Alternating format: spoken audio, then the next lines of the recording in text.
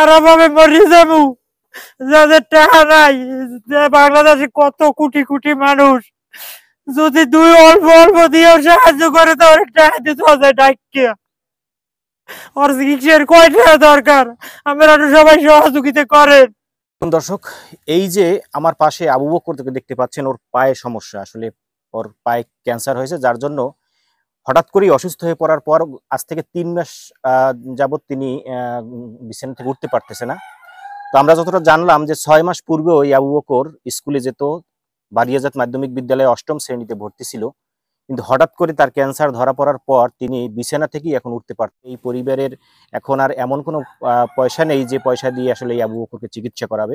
তার চাচা আছে আমার পাশে, আমরা একটু শুনবো তার চাচার কাছ থেকে আসলে এই যে ছেলেকে নিয়ে ঢাকা থেকে শুরু করে ঢাকা, বরিশাল বিভিন্ন জায়গায় চিকিৎসার জন্য বিভিন্ন মানুষের দ্বারে দ্বারে ঘুরেছে।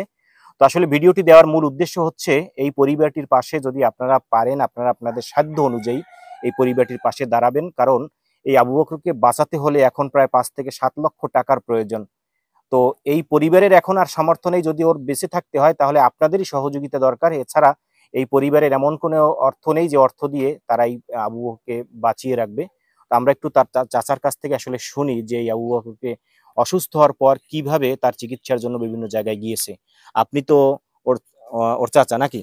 তা আসলে এই আপনার এই ভাতিজার জন্য কি কোন কোন জায়গায় চিকিৎসার জন্য গিয়েছেন? ভাতিজার জন্য প্রথম শুরুতে এলে ঢাকায় লয়ে গেছি, ওই ঠ্যাঙ্গে ব্যথা ব্যথা ব্যথা ব্যথা বলতে আছে। এবার ঢাকায় নিয়েছি, ঢাকায় নিয়ে টেস্ট টোস্ট করছে টরছে, এরকম কিছু পায় নাই। না পাওয়ার কারণে 2 মাস সে ওষুধ দিয়েছে।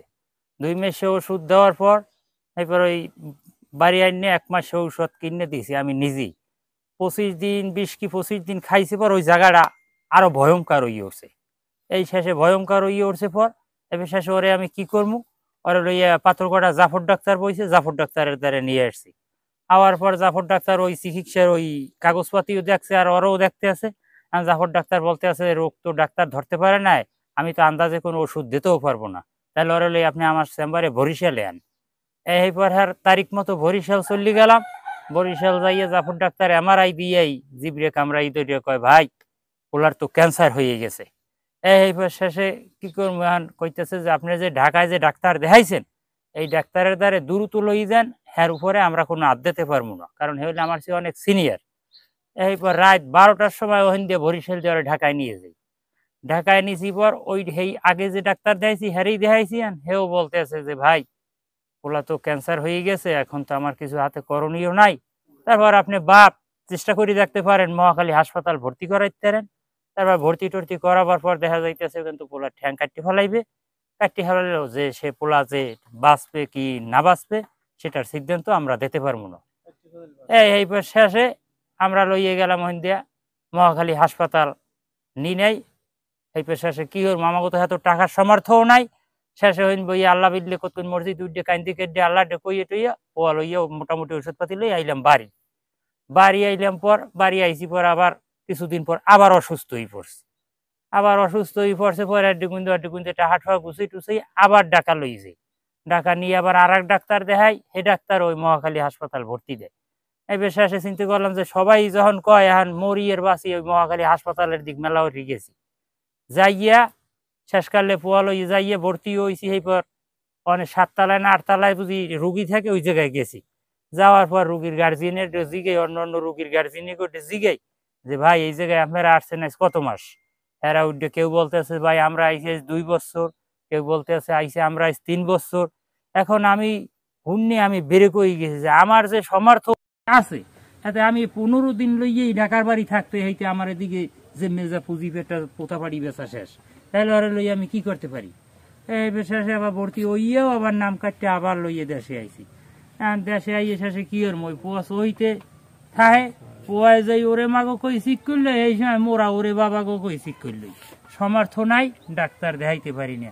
কাজী আপনাকে আমরা সহযোগিতা চাই, দয়া ধরি আমার বাতিজারে দেখিয়া আপনারা একটু সহযোগিতা করেন।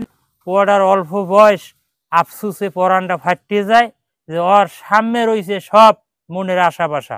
আমার ওটা হইতে মরিয়ে যাইতে পোলাপানে মাটি দিয়ে থইতে আশা বাসা মুখ এমনি গেছে শেষ হইয়ে। কিন্তু এই যে আমার ভাতিজা বয়স 7-8 পরে এই পোলা যদি এই রকমের ভাবে অসর ইয়ে পড়িয়ে থাকে কেমনে ইয়ে মা বাপে দেয় যে সময় পোলাই ঠিক করলো এ সময় মন চায় যে নিজের গলায় নিজে দাও লাগাইয়ে মরিয়ে যায় টাকার চিকিৎসা করার তেরি না। তাই আমি সবার দ্বারা আপত্তি জানাই যে ওরা একটু সহযোগিতা করেন।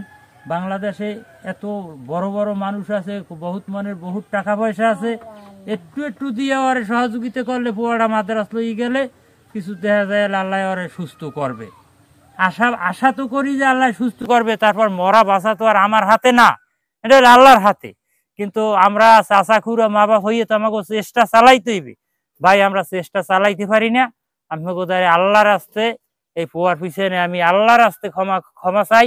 ওরে আপনি একটু আল্লাহর রাস্তে সবাই সহযোগিতা করে চিকিৎসা করেন, দেখেন আল্লাহ ওরে একটু বাঁচাইয়ে রাখেনি। কেয়ামত পর্যন্ত আমাকে লগে এই পোয়ায় যদি বাঁচতে থাকে বা আমরা দোয়া করবো। আর কি করার আছে ভাই আমাকে বলে। ছেলে কয়টা? তো যাই হোক দর্শক, ভিডিওর স্ক্রিনে একটি বিকাশ নাম্বার দেওয়া থাকবে এবং ব্যাংক অ্যাকাউন্টের নাম্বারও দেওয়া থাকবে।